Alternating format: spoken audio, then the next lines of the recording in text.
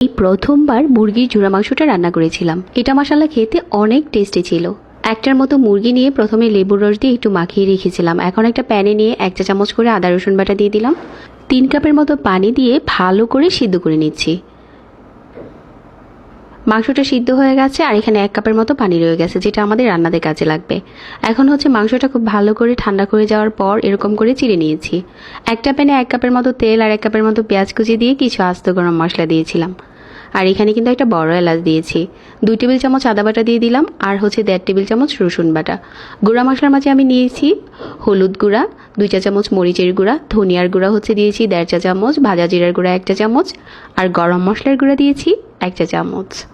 মুরগির মাংসটা সিদ্ধ হয়ে যাওয়ার পর যে পানিটা রয়েছিল ওই পানিটা দিয়ে মশলাটা কষিয়ে নিচ্ছি।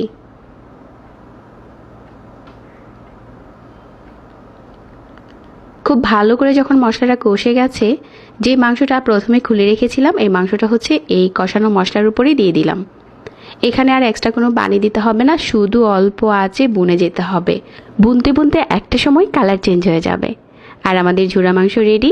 এখন উপরে বোম্বাই মরিচটা কেটে পরিবেশন করে নিচ্ছি। এটা কিন্তু চাইলে 10 থেকে 15 দিনের মতো নর্মাল ফ্রিজে ভালো থাকবে।